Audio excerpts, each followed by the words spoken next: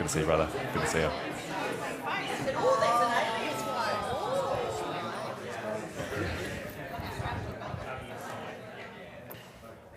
Ooh, the hush. Well, welcome. Welcome to the Dave and Mike show. No. It is great to be here tonight. Thank you for giving up your Monday evening to, I guess, work through the things that we are sharing with you tonight. As a way of starting, when my wife and I were looking at Toongabbie Anglican through the nomination process, my wife said to me, Kel said to me, don't go to a church with a building project. I said, it's okay, they've got this thing sorted. And so I guess this, hence this picture here, if my technology is going to work. This is what it's felt like for some of you. And I've only joined kind of, I don't know, a few years ago, right?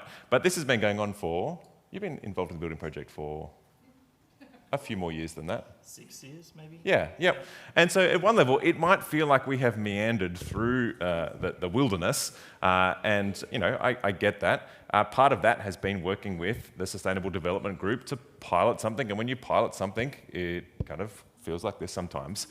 But I want to be clear that like in those kind of meanderings, in the exploring of things, there has been kind of a simplicity, like a single focus, and that is what does it mean to house an ever-growing diverse church family? And as long as there are thousands of people around in our community that don't know Jesus, working through the challenges of this in whatever form ought to be a burden that we carry. Now, one of the priorities in The vision draft, as it stands, is to be a church not limited, a growing church not limited by our building. And there might be other ways to solve this, but TAC throughout its history has had a variety of kind of piecemeal approaches. What does it look like for us to work through something that's going to bless generations to come, the 50 years to come? And we can send people out, but we're going to fill up again, God willing. And so you're going to build a bigger building, and we're going to fill that too, God willing. But when I arrived, there was momentum behind this, and I'm continuing to be excited about exploring this. And you're still involved. So that says something. I didn't know that I was allowed to not be involved. Oh, yeah, very good. Very good, very good. Do you want to keep going? Yeah. Yeah, cool. And look, as we think about the last 3 years, look, all the measures keep saying that we continue to grow. So, it was a courageous thing to start this conversation 8 years ago, I think, because 8 years ago, the pressure was much less than it is now. And every year, every time we have this discussion, there's more people. More people have come, more people have been saved, more people are exploring TAC, Christianity. Our youth numbers have exploded. Friday night is, what was Friday night now? 65 kids. That's a lot of kids to put in here. And so, we can't split congregations on a Friday night like we can on Sunday, and I don't really want to split congregations any further on Sunday. And so there are, the signs are there. TAC has been on a courageous, faithful journey exploring this for many years, and I'm excited to keep pressing into this. Although I might say, don't pretend like I'm not daunted by these things. I'm not here just to kind of sell a dream because it's in my favour. This is going to cost me stress and money and time, like it will all of us, to explore these things. And so I feel the imperative to keep going here. And as a way of starting today in prayer, I thought of a couple of verses. One we're about to start on James. So we've just finished Romans, and we're going to look at James, finished 6 to 8. And we're going to look at James. And James is quite a contrast to Romans in some ways, but also helps flesh out some wonderful truths that we've seen in Romans. James says, do not make plans for tomorrow. Do not say, go to this city and make money here. But if the Lord wills, James calls us to pray. And so that's what we need to keep praying. If the Lord wills. Part of the discernment process for us has been noting things, observing things. If we hit a real roadblock, we ought to pay attention to that.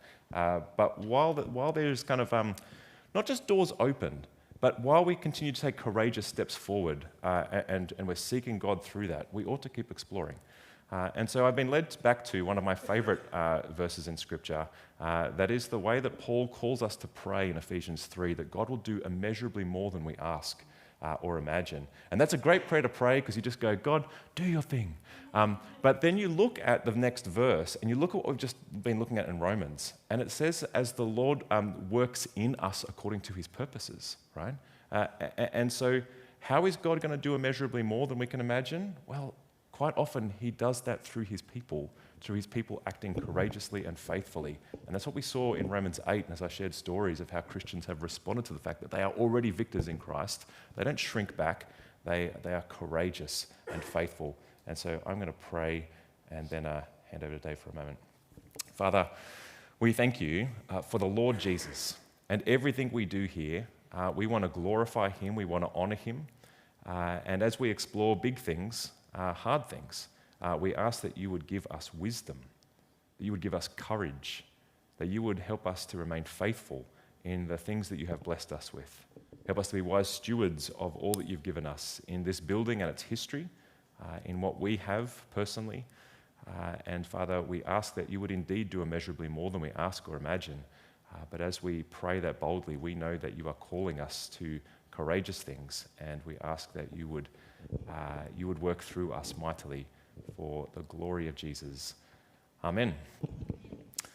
All right, Dave, tell us a little bit of the journey in a bit more detail than my meandering line of kind of what we're up to. Sure. So it has been a little bit of a process, so we thought we might do a bit of a recap as to how we got to tonight. And I guess 8 years sounds like quite a long time, and it is. Just to give you an idea, when we first started, there was no real kind of specialist property team within the diocese.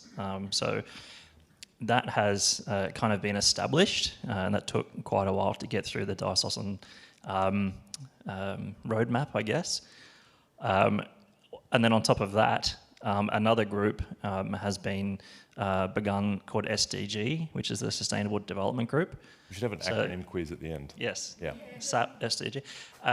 So SDG isn't a diocesan body. It's a private company set up by a Christian man who wanted to see real progress being made within churches across Sydney. So they work with the diocese, but they also work with other companies like the Salvos and some other churches. So we've kind of been working on Toongabbie, but we've also been working on establishing the bodies that are needed at the diocesan level to allow these things to happen. So it has taken a little while. I've been through a few different turns. I remember the first time, I don't know if anyone can remember, but we had 4 6-story apartment buildings all the way around the site. So we're a little less scale now. But if you remember back, in April 2022, we had our DA approved. So a DA is a development application. And that was to allow the demolition of the lower hall, demolition of the ministry centre, and we would put car parking there that would be required under the council code. And then there was going to be a large auditorium built out on the car park that had the auditorium, and it also had an attached 2-story building that would have housed all the offices and the admin areas and meeting rooms and kids ministry, and also some kind of multi-purpose rooms on the second floor that we could have used for Bible studies and youth group and that type of thing. We got to the point where, that would also involve a big refurbishment of this building. So this building would stay, and the other ones would go. And once we got to that point, we're looking at a cost of about $6 million to do those works.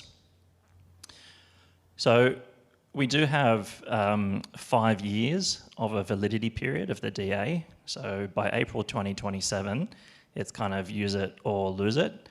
Unless you get it extended, or unless we can prove something called physical commencement.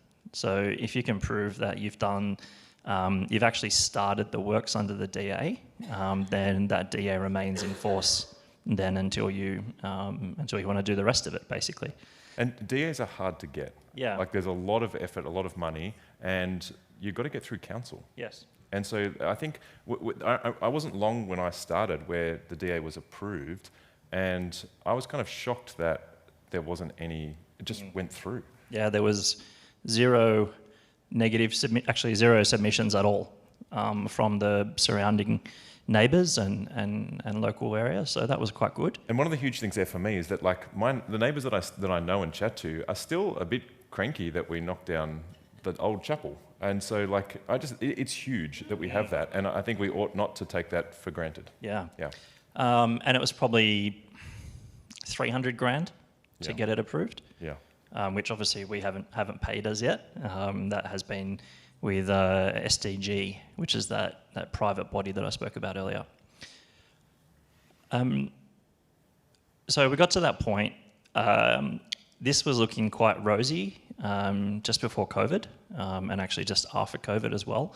Interest rates were very low. Construction costs hadn't increased. So I think since post-COVID to about 12 to 18 months ago, construction cost increased about 30 to 40%, just due to raw materials and actual logistics cost of moving them around the globe. So at that, it kind of when we got to the point where we're right, okay, we've got DA approval, let's go.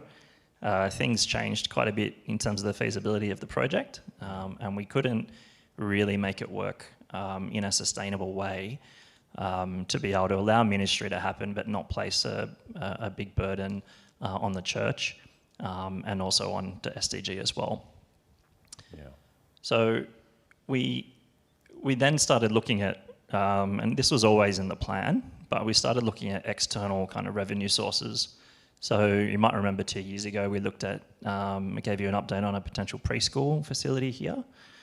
We also looked at SDA, which you probably noticed there's been an SDA facility built next door. So That was the specialist disability accommodation for people who need kind of higher care arrangements.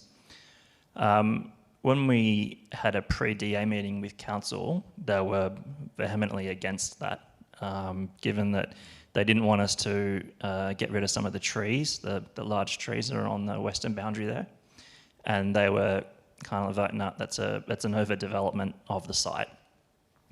So we could have taken that further and gone to the Land and Environment Court to try and challenge that. But very quickly you'll spend $500,000 to get there. So, and we didn't think that was probably the best look for a church either, to be suing the local council. As we saw last time we met, we did investigate a preschool as well. So we had a company called IntegraCare that were quite keen on leasing the lower hall and kind of also some shared space in here. So which would have required a transition between the week and weekend so that we could use it. We got to the point of a grant application for the building works and also to fund part of the ongoing of the preschool. We didn't get that grant and also some things changed within IntegraCare. And so that kind of didn't go any further than that point. Interestingly enough, IntegraCare are kind of back and they're keen. But we'll talk a bit more about that in a second. The other... Yeah, so with both of those kind of falling through, we've got a $6 million build without that revenue stream that we were hoping would fund that. Yes. And so I guess we spent the last little while exploring what we can do. Yeah. Yeah. So and Craig will know I bugged him for a little while. We looked at extending this auditorium. So we looked at, you can see outside where we have the roof that goes down with the pillars. We thought, what about if we knock that back wall out, extend the wall back and enclose it? And I think we worked out that would have got us 20 or 30 more seats. But the cost of it was going to be not very cost efficient, just because we have to redo the roof to suit that as well. And you get no economies of scale in doing such a small building extension. So we thought that really wasn't good value for money, and we thought we'd probably fill 20 to 30 seats pretty quickly, and within a year or two we'd be back kind of full, and have spent money then that would help, but isn't really a long-term solution. Yeah. Yeah.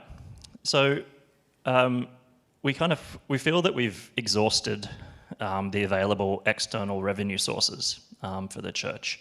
As I said, there is still kind of the preschool is kind of the heart's still beating, and SDG is still keen for us to still investigate that. And that may be something that we look at further down the track. But really, Mike and I are on what's called a PCG, so that's the Project Control Group, which is myself and Mike, two people from SDG, which is that third party who's the development manager for our project, and then SAP, which is Sydney Anglican Property, which is that diocesan board that I spoke to you about earlier. So essentially we meet monthly to catch up on how the project is going, what needs to be done, keep the minutes moving from the action items from the last meeting, and then basically to keep a focus on the project so we don't lose it. So probably for the last 6 months, given that our DA will expire within 5 years, we've been working on what we would need to do to gain that physical commencement so that we get the DA in play, and then if things change and it becomes viable to be able to develop that larger building again, we don't lose the DA, because I think that would be a bit of a disaster, to be honest. It's kind of 300 grand down the drain. Yeah. So we've been working through that, and then one meeting, SDG kind of came in and said, look, we understand that you want to work on the physical commencement, but we actually want to keep going and see if we can still do things. And Mike and I said, look, let's have another look, but let's see what we can do on our own, because up to this point, it's been a bit frustrating having to rely on an external funding source and then rely on grants and things like that, that we don't really have a lot of control over. And then when that falls over, you go, okay, What else can we do? Yeah. So we really wanted to say, look, this is going to be our building. We want to own it and have a bit more control over what we're doing, and feel as a congregation that this is in our hands and we can do with it what we can, essentially, without having to rely on a third party. Yeah. Yeah. We wanted to increase kind of engagement as well with the congregation. That's right, yeah. So, I mean, if you are newish, and there's a bunch of people watching online, that might include you, that's a super helpful kind of story thus far. And in a sense, we're opening up a new chapter, but it's part of the same story because we're not really changing TAC significantly, but we've been wrestling with how do we move this forward. Yep. And so some things that we've been thinking through about what it would look like to move forward. We've been working with SDG who have come back to us with some more design options that are very similar, but try and hold together the tension of a cost-effective way forward. And so, for example, this is going to include a single-story multipurpose hall, so a new church building, but without the kind of fanfare of second-level sort of rooms and whatnot. Retaining the ministry centre and the lower hall, so they were both going to be bulldozed because in a way that the DA design was about consolidating, and we felt the kind of almost the waste of some of that consolidating because that hall, apart from we do termite control for it, but it's still standing and it would be good to use for a while yet. And so how might we use that still? Refurbishing this space, which was already on the card, so putting a partitionable wall in so that it can be used in a variety of ways, and continue to open up the possibility of a preschool, but just detach it from the kind of critical path. We don't need it to move forward. One of the questions that came through in the last town hall was, if we're going to do a preschool, we should do it because we want to do it, not just to make money. And we've got to hold those things in tension, but if we can choose whether it's a good thing to do for a variety of reasons and not just because we have to squeeze money out of it, that would be worthwhile. And one of the issues that I think our current building has is we just have no foyer. And so when new people are kind of coming in, mingling, we have a little bit of awning space out there, but it isn't great. And I was at a church on the weekend that they don't have a foyer per se, but they've got a big enough building that they were able to partition off some space. So you come in and there's a space to be greeted and a space to mingle, a space to sit. We don't have that. It's just you're straight into chairs and away you go. And so this design incorporates an outdoor, al fresco kind of foyer, which I think will be very helpful. And so this design has gone through the staff, the parish council, the sort of building group, although it's mostly me and you and some friends of building, so Catherine McCorkindale's been super helpful in this space, Peter Fowler, it was just sort of bouncing ideas around and getting their insights. And so this is about holding all of those things in tension in the most cost-effective way we can imagine. And so that comes to about half, $3 million. Yeah, $3 million. So, yes, the new auditorium is essentially an auditorium. It's not no offices, no admin areas, no kids ministry areas, that type of thing. Yeah. It can be used for that, but there's no special kind of areas. And we got comfortable with that, with knowing that we get to keep the ministry centre and the lower hall as well. Yeah. Let's put it up. I mean, there's a simplicity to this, right? It's really just kind of paring it back to something that is going to be useful and in the ecosystem of our whole site. And so we kind of put that large building up where we can meet as church, and then this space is available, the lower hall is available, the ministry centre is available. And should we desire in the future, decade or two, it's designed in such a way that you could add the other parts that the DA design has already. And so it's about thinking about the future, but making a substantial step towards a solution for the decades to come now. And so if we went back to that 3D picture, really, it's kind of, it's about building that space and sort of, lopping off the officey bits.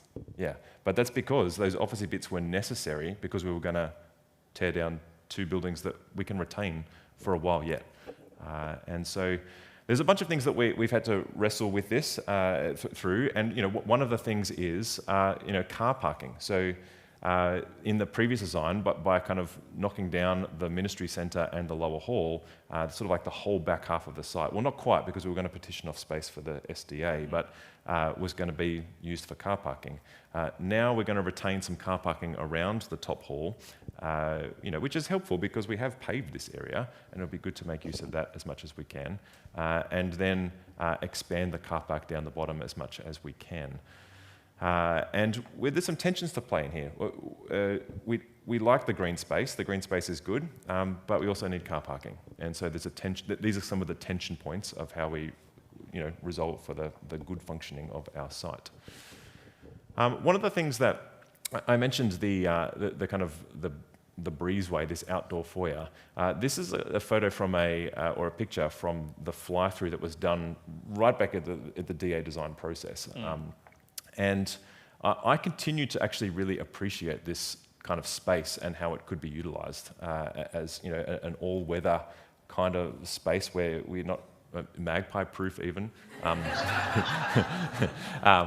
It's back, unfortunately. It's quite angry again.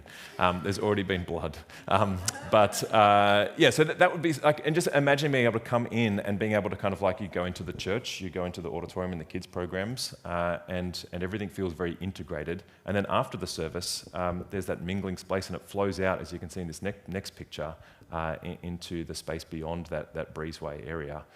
And so I can imagine, it means we can do things like, you think of like the Carols event. I'm always watching the radar. Like it's stressful. Hey, like if it's going to rain, it's off. Like we can do some stuff in here, but oof. But in one of the discernment exercises I did with a growth group a couple of weeks ago, they really appreciated how open our site is, and that we're out there, kind of on the street, so to speak. With our food truck kind of vibes and doing.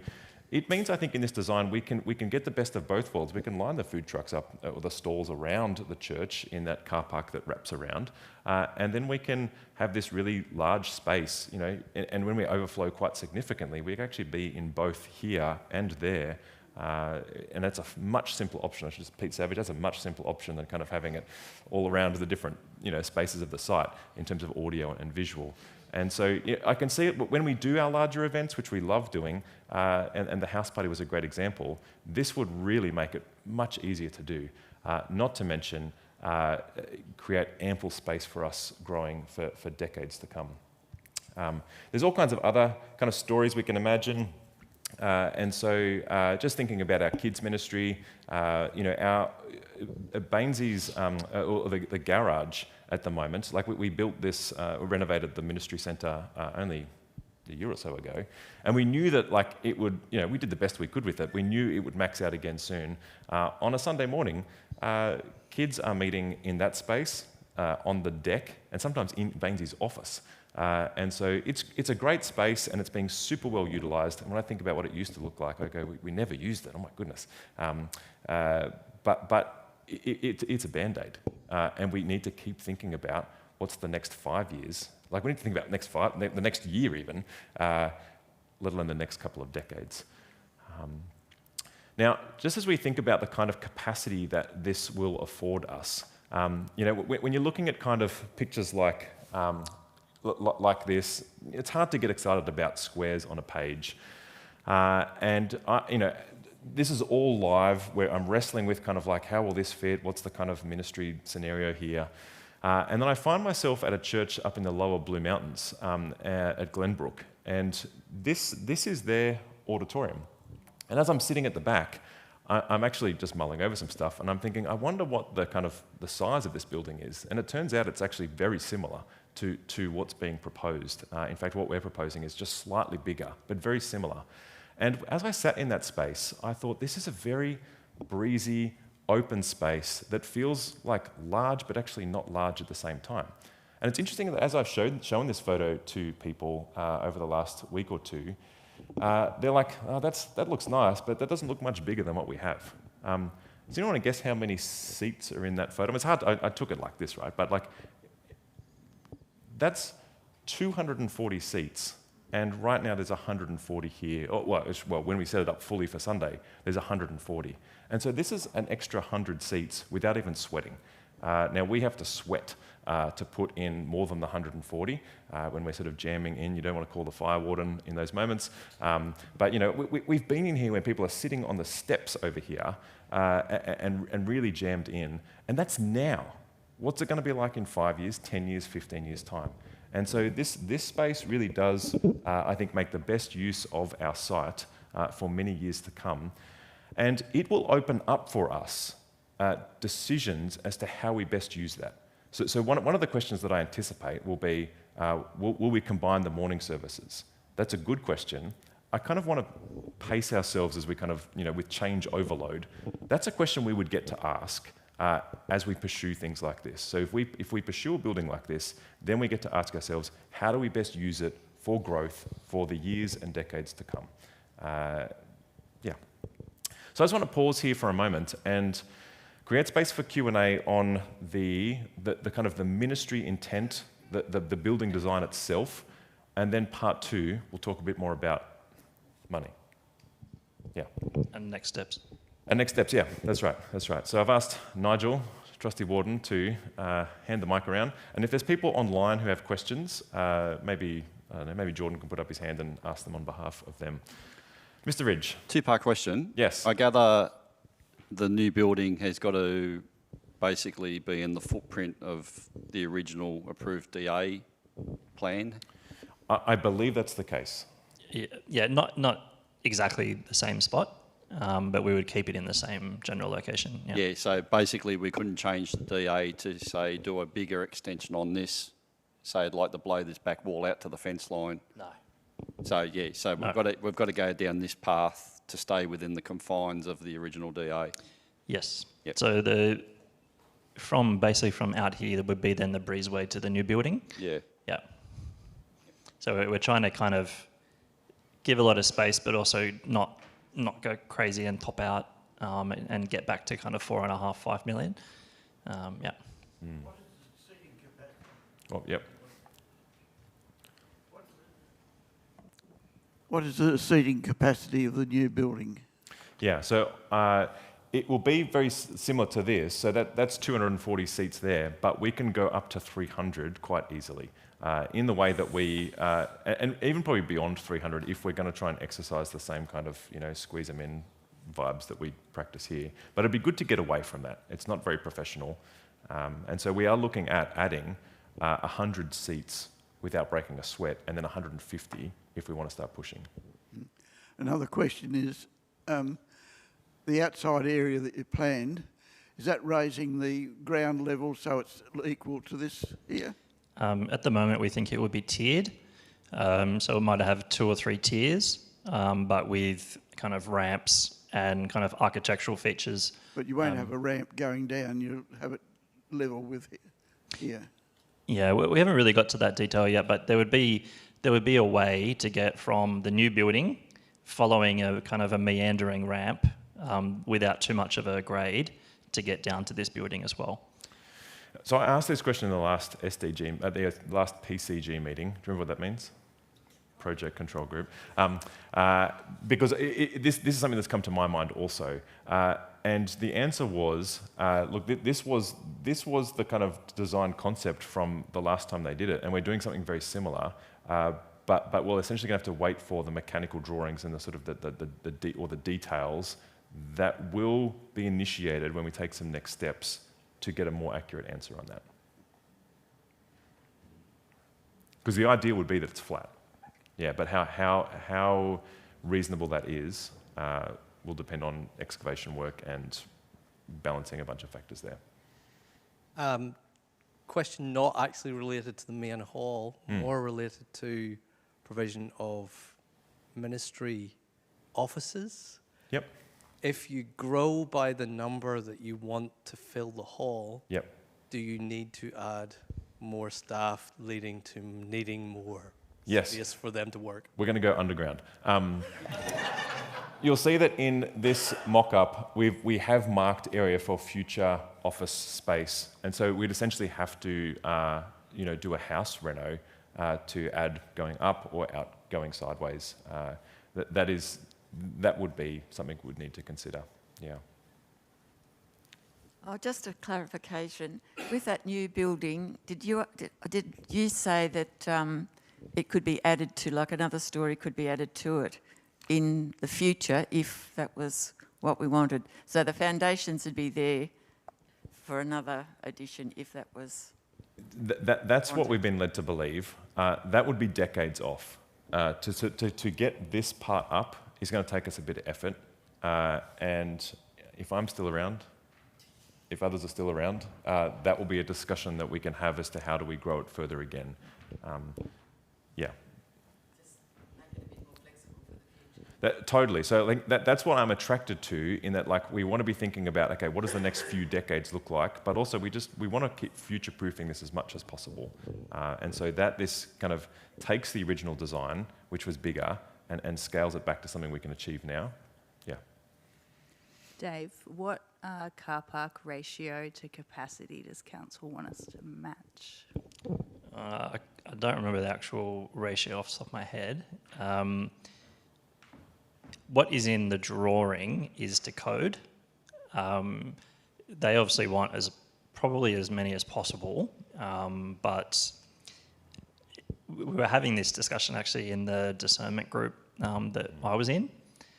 And we think something like Northmead Anglican Church that has 0 parking at all, and you have to kind of find your way, as you would know. Yeah. Yeah. Yeah. So, like, in some ways, we're very lucky now to have so much parking, but we also don't want to just get rid of all that parking and make it harder for people to come and harder for people to drop off people who find it harder to walk. So actually, what's on the plan now is what's to code. Yeah. Yeah, for the development that's shown on the plan. Yeah. Yeah. What the council does with that, that you've got to be in the game to kind of explore. Yeah. So I mean, I was told that the pre-DA meeting last time would be pretty straightforward, and it wasn't, and that was to do with state legislation versus. It was complicated. We'd like to avoid that as much as possible. Hence the kind of next process, including the town planners and architects and other consultants that will set us up as best as we can. But when we come back to the design kind of tensions here, obviously we want as many car spaces as possible. That makes our life easier, but there's only so much site to use. And so if we go, okay, we've got to knock down the lower hall to put more car spaces in, then the question is, well, where do we put the people that would go in there? And the answer to that was before, in the extra spaces that were in the building, but we're not doing that. And so I think this is the best design I've seen that tries to balance those factors. Yeah. John, oh wait. I'm assuming, and it's not on, we're just not seeing it, that we've got adequate toilet facilities in the new multipurpose hall, because I know that that's something that I'm very aware of, that we've now put in a ramp, but disabled toilets are down the bottom. Yeah, yeah. So if you squint, so these are the two. Oh, wow, yeah. These are the two current toilets that we have now. There's an extra toilet put in for disability access. And then we retain the toilets in here and down there. So we're not actually adding how many toilets we have for how many people we've got. So that will be to code. And when I was at Norwest Anglican on the weekend, they've got a slightly bigger building than this, and that's what they've got too. And has there been any thought to child-friendly toilets, different heights or whatever? So that would be something we'd have to consider separately down in the lower hall. I think where we're thinking that's where the younger kids would mostly be. But yeah, that wouldn't be part of this building. Yep. You said there was another toilet in this block. Where's that going? In the ministry centre. Oh, not in the block. That's right. So this section gets remodelled, and so we've got to create space. So instead of having the kind of what's the creche room and a cry room, we have one consolidated space, and we take from that to put in an extra bathroom. To what extent we can remodel the whole bathroom to put in another toilet or whatever, that's going to be a cost, benefit analysis. Yeah. Yes, John. If my memory serves me right, and I'm happy to stand corrected, I understand that there is a rule, council rule or federal rule or state rule, that actually gives you the number of people that you can put in a hall. The maths is there, you can look it up. Have we actually calculated the floor area of the new one and worked out legally how many people we could have in there, so if there was a fire or a disaster, we couldn't be held liable if we couldn't get them out? So has the maths been done on the size of the new hall? What would be the legal number we could put in? So the 250 was the maximum that was allowed to be put on the plans to get it through the development application. We can do those calculations to obviously inform the times when we have bigger services like Christmas and Easter and that type of thing. But yeah, that will definitely be part of the handover of the building in terms of keeping an eye on how many people are actually in there, and what we can do, similar to what we do for kids' church with the ratios, before we get into trouble. Yeah. Oh wait, it's at the back. Sorry, thanks guys. A few questions coming in online. Right. So first one is, what are the thoughts around managing disruption to the existing space during construction? Yeah, like we've got to consider that the site would be completely unusable for approximately 1 year. And we would have to be off-site for that. And so we've got a good relationship with the school down the road. That would be a conversation I'd have with Craig, should we get a bit closer to this. But yeah, we will have to find somewhere to meet for a period of time. And while that in itself is quite a significant disruption, a word of encouragement, I've been a part of a church that went through that. They grew throughout that process. And that's them having to put the chairs out every day, packing them away. And, it's a school hall, it's got to be reset. So it's a lot of work. And yet the church continued to kind of be healthy and even grow through that. But every step is going to require effort from us here. Yeah. Thanks. And last question for now is, and you mentioned a little bit to this before, what would carols and other events look like? Would it all be indoors? There's a comment about green space is nice for kids to play soccer and be outdoors, etc. Yeah. So yes, like the largest space for us to utilise for an event with audio and all of that would be the new hall. It is nice to be outside. I like that. It is a lot of work, and it's just not weatherproof. As for green spaces, my kids and I, and a lot of kids on Sunday, enjoy using that green space out there for a kick around. It's currently being rejuvenated because there's too much kicking around. But like those kinds of spaces are what I would call circumstantial. So, 2 years ago, before I put in the soccer goals, it wasn't being utilised much at all. And so we've got to put in gospel priorities first, and then we work out circumstantially what can we do instead. So it might be we play basketball instead of kicking a ball around. Whatever, we can work those things out. But while I would miss that green space, we can't have it all. Yeah. I have two questions. First one is, I heard it as you saying that the new building is not exactly at the same location. So do we have to get modification to your DA approval? That's a very good segue into the next section, John. Do you want to ask your second question, and then maybe the next slide will deal with the first one? Yeah, the second question is, you did mention it's going to cost us $3 million. Also a good segue. Have you tested the affordability? Yeah, that's an excellent question. I might just ask if there's other questions on the building design and ministry benefits before we go part 2.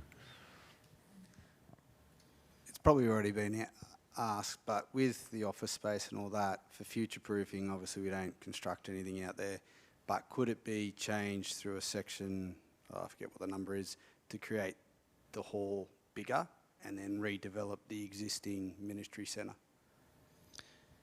For numbers We'd have to and growth. investigate that. We got the DA approved because we didn't go above what was kind of legally permissible in terms of numbers in that hall.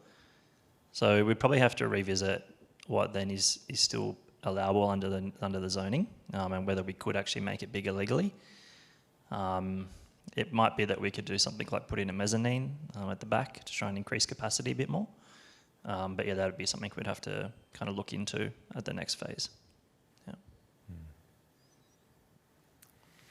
I was going to ask, with the space between the new hall and the current existing building, Yep. will that be fully kind of roofed in? Or would there be still open space there? Yeah, so fully roofed, but open at the sides, and with kind of translucent panels on the top to let some light in, and yeah. Yep. Okay, well, you can still ask more questions later, so we'll now think about what are the next steps and how might we get here, and that will then prompt a whole bunch of other questions. And if during that process you have more questions on the ministry intent and design, we'll work that through too. Let's okay, the way forward. Okay, so we've got one slide per kind of point here. So John, we will definitely cover your questions. So the first step then is to gain the congregation's feedback. And we don't necessarily mean now. We would, after this, we'll send out a survey, and over the next week or two, if you have a chance to kind of gather your thoughts and put them down for us as to how you feel about the proposal, what you think, and that will obviously be more informed by what we speak about in a minute. I'm also aware that I was up here 6 or 7 years ago saying that at that point in time it was likely that we would be able to get enough revenue that we wouldn't have to pay for the building. So obviously that's changed, and things don't always stay the same, but I'm aware that I was saying that. So this is a change, as you'll see. Yeah. The next step we have to do, if we want to go ahead, we need the DA modification, as John said. So to get that DA modification will cost about $120,000. That's about $25,000 for a lodgement fee for council when you go and lodge it, and then the rest is in getting consultants to update their reports and modify them slightly to suit the new DA. And that's cheaper than a whole new DA, right. and we'd be reutilising a lot of reports. Yes. Yeah. So it's essentially getting the consultants to go back and change what they need to suit the new DA, rather than what was originally approved. Yeah. So if we got the 120,000, then we could then proceed to lodge the DA, which we think will take 9 months to get approved. Yeah. Yeah. I jumped a slide. Excellent. Yep. So that's 9 months to get there. Okay. And then after that, after we have DA approval, because we wouldn't start fundraising significantly until we had that approval, then this is what it breaks down to look like. It would be a couple of years of doing a substantial fundraising campaign to try and raise $2 million, which is a substantial amount of money. It's about 1.5 houses, depending on where you buy your house. But we are talking about housing hundreds of people for decades to come. And the remainder we would put on a loan that we manage through the Sydney Diocese and their brokers, and that would look like adding $100,000 to our budget for quite a few years after that. Yep. And that's just to kind of meter out what we can achieve now and what we have to kind of work through for years to come.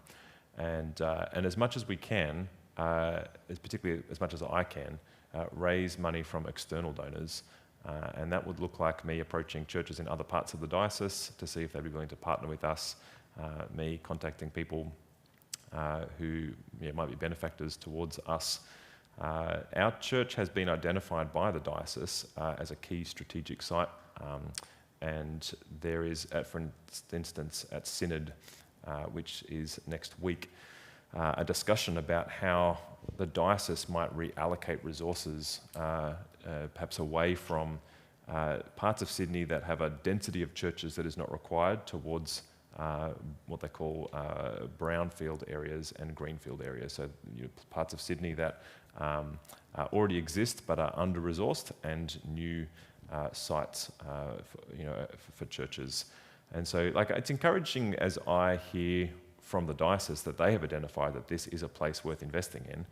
How slowly those diocesan wheels work, well, they're pretty slow. And that will require some substantial conversations across the diocese and across churches, I guess, to see material benefit there. But nonetheless, I'm working with the Sydney Diocese specifically on that. Yeah. I think it's good to know as well, Ed, who, if you've heard of the NC, the New Churches for New Communities, he's the head of kind of fundraising for those. So he used to be completely focused on buying land in new greenfield areas for kind of new residential subdivisions and that type of thing. And he's been given the go-ahead to start looking at raising money for existing churches that want to grow as well. So hopefully we can leverage that a bit. Yeah. And the loan essentially is what we would be able to do with the diocese, potentially, but we would obviously look at other sources as well, like going to the banks and that type of thing. Yeah. So across the nearly 200 households that make up our church, the first step would be to pursue the DA lodgement at $120,000. There's a lot of the questions we have that are more in the detailed end won't get answers until we go through that process, and that will include even nailing down the cost a bit further, as well as the guys from SDG have been able to estimate. That's a necessary step, of course, to know more details around that, and questions like yours, David, would be answered more specifically through that process of applying for the DA lodgement. I'll speak a bit more to that after I field some questions, but that's the outline of what it would look like. Now, $2 million is a huge amount of money. In a sense, this is what every church has to go through when they do this. We were part of a pilot that opened up the possibility of something alternative and better than that, and who doesn't want a free building? But that is not an option. And so we've got to do it like every other church does. Mind you, with the benefit of SDG still wanting to see this through, and they have poured a lot of energy into this and continue to do so. Yeah. And there's probably 3 or 4 other churches that are in similar circumstances to us, where they have approved DAs but they can't fund them at the moment. So it's getting a fair few eyes from the diocese as well and their property body. Yeah. If we were starting from scratch, I would imagine that what we're proposing now would be pretty close to what we'd be considering. And so in a way, we've meandered for a while to get to here. They've learnt a lot. I guess we've learnt a lot. But as they seek to bless other churches, that is SDG, they've learned a lot through what we've endured, so that they might refine how they best help other churches. And so that's just part of the kind of process of being part of a pilot. Now, $2 million, that not everyone is going to be able to give massively towards that. And so this is definitely going to be a team effort. And I think if we were to do this, this is something that would be a challenge, would hurt actually, and would require sacrifice from all of us.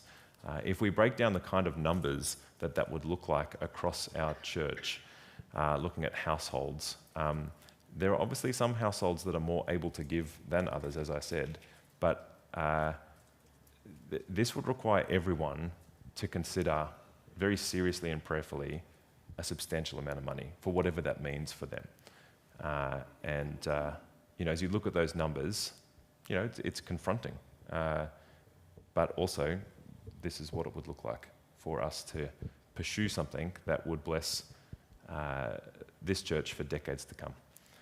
As I think about the last couple of churches I've been in, so both Newtown and Roseville, both are substantial buildings. So St Stephen's Newtown is one of the big sort of sandstone buildings, not as big as the Town Hall St Andrews one, but still very big. That church was built and funded by something like 40, 50 people 150 years ago. Now, obviously, that was a different era, but that was I just kind of imagine the vision they had.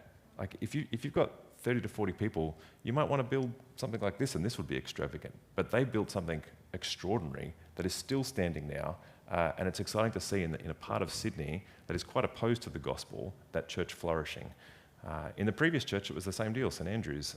They're not quite as old, but that church was built by 40 so people, and again, different time, different era, different part of Sydney, but with nearly 500 people that call this place home, and 180, 200 core families that are particularly call this place home. What might we be able to do for the decades to come?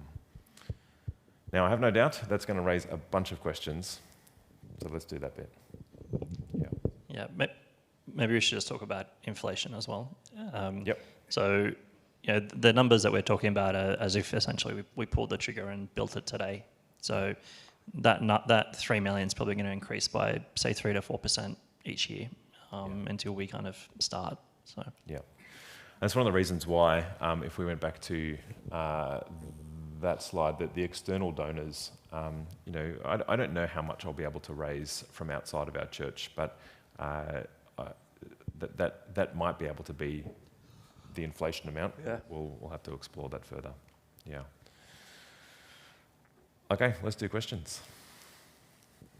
Tammy. Oh, it's coming.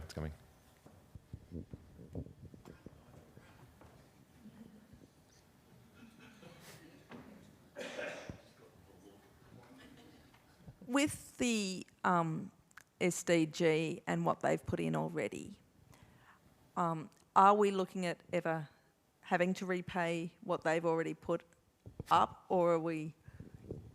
Because I know at the moment the numbers we're talking are just purely from here on. yes. Yeah. Yeah. That is something that we are in conversation with them about. What we're pursuing now is not exactly what the original spec says, nor the original intent of having something that generates revenue that would have paid money towards the building and then into the future and paid them.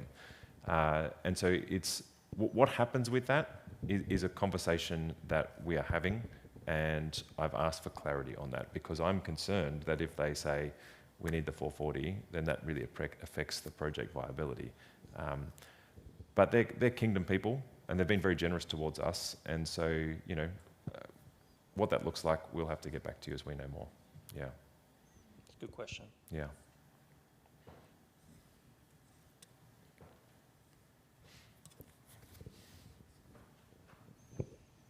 Here's a previous warden going, whew, glad I'm not a warden. No, this is an easy one. So with the breakdown of the numbers that you gave on the other slide and the assumption that there's no inflation built in there, now you did mention that the DA would need to be lodged. That could take 9 months, and I'm assuming that our DA you mentioned the DA runs out 2027, the existing one. Mm-hmm. Does that mean we would need to commence building by 2027, even with the amended DA? And if so, would it only be 3-4% inflation that we need to add on top of that? We could. We can also do physical commencement on the new DA as well. So to give you an idea of what that was, earlier this year we got some advice from a planning lawyer to say what she believed we would need to do to get physical commencement. And it was put some tree protection measures around the trees, put some, those kind of big socks full of, to stop the drainage, to stop all the sewer getting washed off the site, and maybe put some fencing up, and that would be enough. Our certifier may have a different view, but I'm choosing to rely on the lawyer at the moment. So yes, if we got the DA approved, if we got the money, if we can get the 3 mil and go, great. But if not, we could get the physical commencement, and then it would stay until we're ready to go. As simple as putting a couple of socks out that's still tens of thousands of dollars in processes and I think it was fees. like 45,000 because we have to pay bonds to council and that type of thing. So we would only pull that lever if we had to not waste the DA. But if we can pursue a process that will restart the clock, then that would be ideal. So putting a modification into the DA doesn't reset the clock. Do you know the answer to that? It will give you, my understanding is it will give you 5 years then from the approval of the modification. Yeah. But that remind me to come back to the timing question, because there are some things for us to talk about there, which I'll come back to after a few more questions. Pete.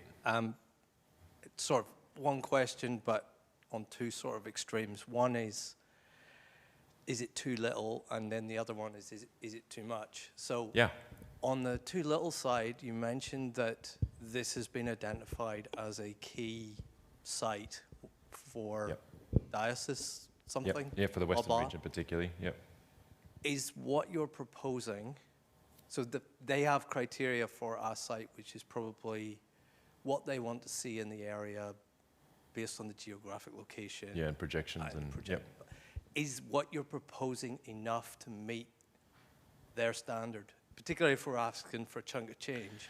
I don't think they're that advanced. Like, that is that they don't have that, just in terms of like looking at where our churches currently are, what the building sizes are, what the current church size is, and what the projection will be. We come out on top as kind of the highest priority needing to grow our capacity on site. As to kind of how much to grow that, they don't stipulate that. But comparatively, the diocese are like, okay, here's a church that, we ought to take note in. I don't know what to say other than that. It's a classic diocesan kind of answer. Yeah, it's just that, So I don't think they're setting us up to be some kind of like mega hub or anything like that. It's just the comparative analysis with projections built into that.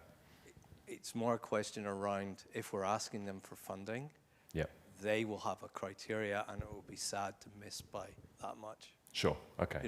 If you had just added another bathroom or something, Yeah. Well, they've got a seat at the table, right? So it's like, it's not like we're going down a path and then later on they'll inject something. They have shown, like, in the last. We have the 2 reps on the PCG as well from the diocese. Yeah. Cool. So the last 2 PCG groups, apart from the very last one, it's like, oh wow, this is actually getting serious, because I've got the head of Sydney Anglican Property in there, the head of SDG in there, like, all the people are at the table. Yeah. And then on the other side of the equation, having my cake and eating it, in terms of too much, that's a lot of money, and we keep saying it's a lot of money, but it's only one bucket of money. There's also we still have to find 100,000 extra over and above what it takes to actually run the ministry, and I'm assuming the ministry isn't going to stay stationary either. Plus, cost of living increase. I want to paint doom and gloom, but it's just like, just on a. Yeah, so I think anyone who looks at this and goes, sweet, let's do it, I think needs the head checked. I'd be thankful for the enthusiasm, but this is a weighty thing, and it will require significant sacrifice towards. I've sat in the kind of like, is it too big, is it too small? I guess we know what $6 million gets us. We know what $3 million gets us. This problem is never going to get easier. And so, we now know we have some design points in play to help us make the best decision we can. But we still have to then tether that to who we are, what our capacity is to give, and can we see this through? And that's part of this kind of meeting. I'm not going to ask for dollar amounts now, but like at some point we're going to have to measure, is this within our reach? Yeah, and it was that sort of collective. Is it within our forget how you slice it, dice it. Do you think running it, keeping the lights on, servicing 100,000, and the 2 mil, do you think that's what would the balance of And so, for instance, I'm doing budget work now for next year's budget, and when I think about putting 100K on top of that, that's a substantial amount. And so obviously we're also kind of presuming upon God's grace that we will continue to grow, and that will give us greater capacity in the next 5-10 years as well. But yeah, that's just stuff we've got to work through. Just with the pre-commencement to save the DA, my understanding is you actually need a CC to start. So therefore, there's money attached to that as well. Has that been calculated in save the DA? Yeah. So we have... Do you want to explain acronyms? So CC is construction certificate. So we had to read, so the lawyer read the DA very carefully, and there's things that say before any works commence, and there's things that say before construction certificate or before construction works. So there's things that we can do before construction certificate, but we do have to pay the long service levy. We have to pay the bonds for the walkways as well, and we also have to pay the lodgement fee and the certifier. So yeah, there's still, like, it really pains me to like have to give money that would then just sit in a trust account. But yeah, it will incur some costs to get physical commencement. Ian. The stream people will appreciate the microphone. Can you give us a sense of the size of the current budget? And so therefore, 100,000, what fraction of the current budget? Yep. And how many multiples this is of the current budget? Yep. This might give us a sense of... So based on this year's budget and what we're looking at next year, we're doing our best to kind of try and hold a level budget rather than put another big increase in. But we're looking around $900,000. That's what we are currently budgeting towards this year and what we're aiming for towards next year. It'll be plus or minus, but that's the order of magnitude.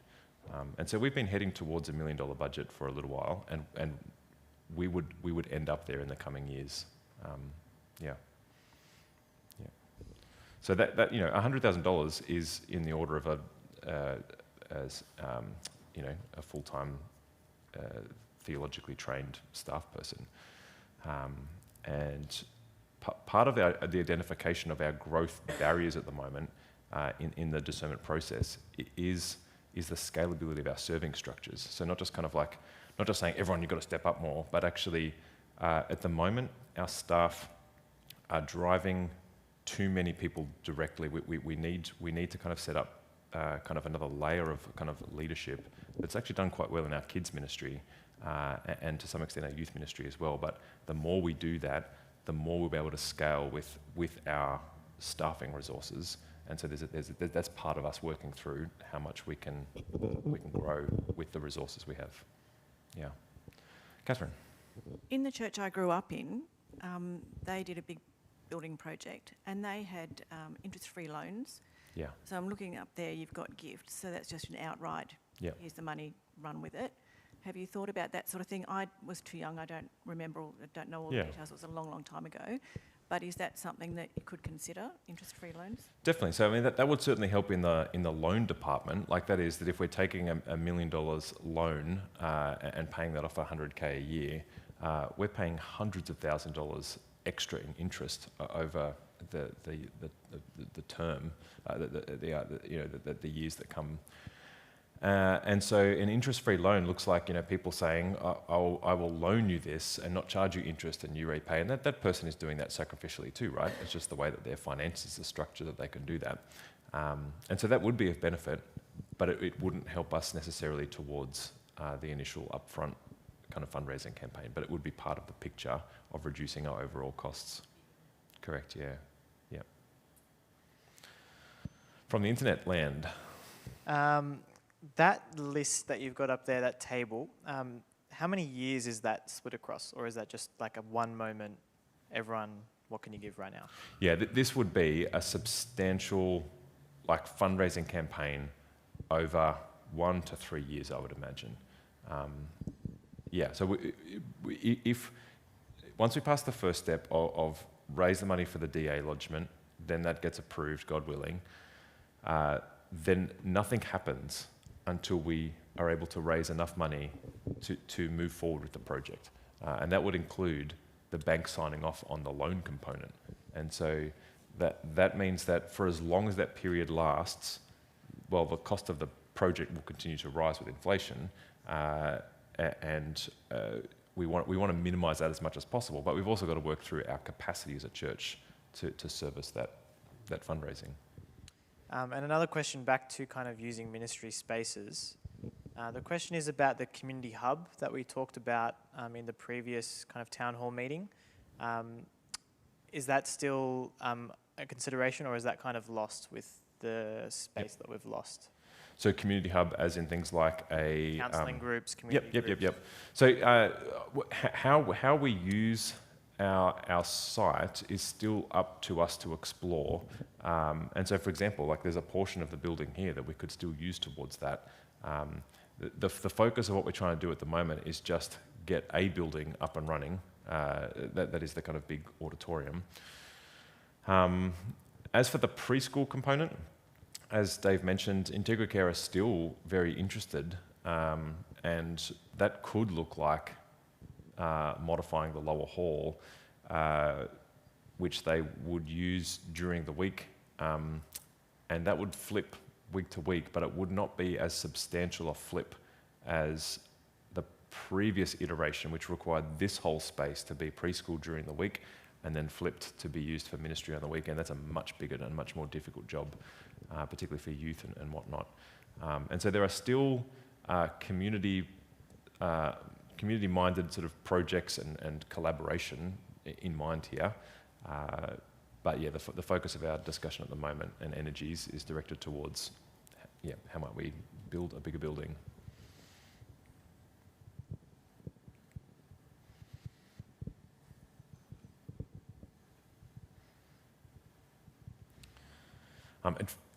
John.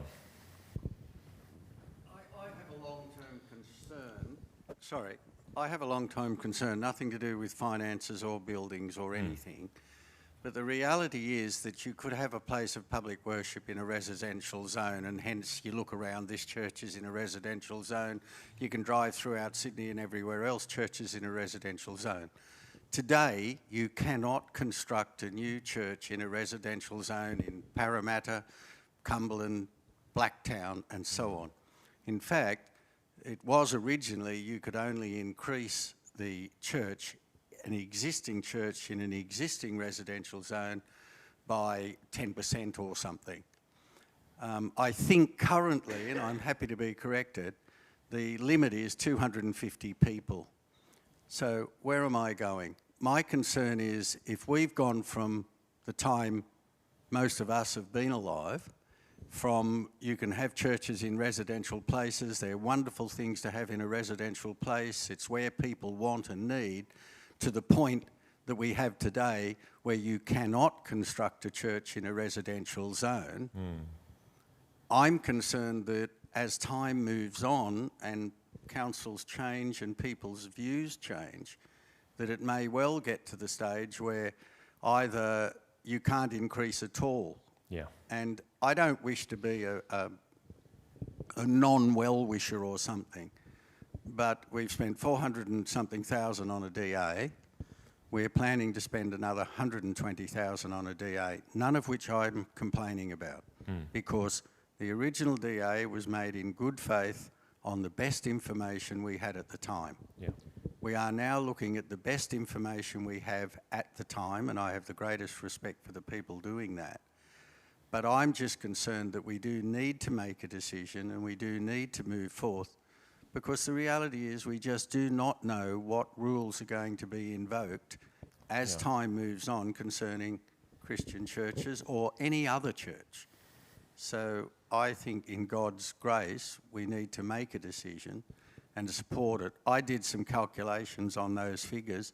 They look horrendous, but when you break it down over 12 or 2 years, even the slightly middle ones don't turn out to be a massive amount of money. And what am I saying? I'm saying I think we need to make the decision and we need to get behind it and move forward, because we really don't know what kind of support we will get from future councils or governments Yeah.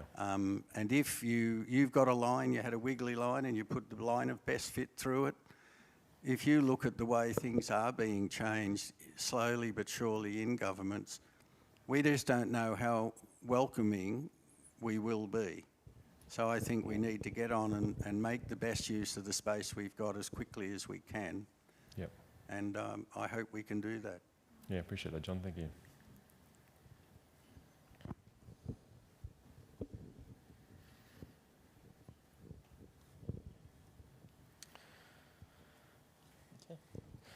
So, looping back to Josh's kind of question, just to make me think about the timings of these things.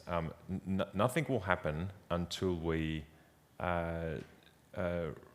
raise money to lodge the DA modification. Parish Council will be in discussion as to how much we draw from our reserves and how much people can contribute towards that. But in the combination of those two things, we would like to put to the parish that we pursue that through Vision Month. Now, it might be that the survey comes back and there is a lot more questions that need a lot more answers. Obviously, a lot of the answers will come through the DA lodgement process. But what we're asking Church to consider, if we were to do that through Vision Month, is that of the 180 households, what would it look like to, you know, if most of those were able to give somewhere towards $1,000 towards that, well, we'd knock that out of the park and we'd get on with it. But obviously not every household's able to contribute that too. And so it would be a step of faith that this is worth pursuing, knowing that there are things to resolve along the way. But it would still be a big step of faith. Yeah. I realise that there is, like, you know, in previous town hall meetings, I remember the last one we did, we were talking about the preschool and whatnot, and we lined everyone up, and there was a lot of excitement in the room. Yes, let's do this. When we put this table up on the screen and we say, what do you think? It suddenly feels a lot weightier, and that is appropriate. And so Dave and I would be very happy to chat with you afterwards over the coming weeks. We'll put that survey out. We've got Parish Council meeting in a couple of weeks. Yeah, any other words of wisdom, brother? No, I think that's good. Yeah. It might be, well, I mean, we're two guys on a stage. Obviously, Dave's been involved in this for a long time. I've been the rector here for 3 years. It's worth noting that the staff are enthusiastic about this. In fact, I got Rachel's permission to say this, but she said this is the best design I've seen yet in terms of the balancing of kids' min spaces and the overall use of the site. There are still things that we're working through in kind of the detailed space of projections and you know, where everyone fits, but to hear her, I mean, she's been involved in this longer than I have, and so I was greatly encouraged from that. To quote Bainesy, I'm excited when he thinks about Friday night usage of the space. Parish Council are very, very keen on this also. I mean, they were asking me to represent staff, do you think this is good? Staff says yes. And so we really are working on this together, which means that you can ask the staff, the Parish Council, us questions on this. Yeah. Let me finish in prayer then. Let me go back to Ephesians 3.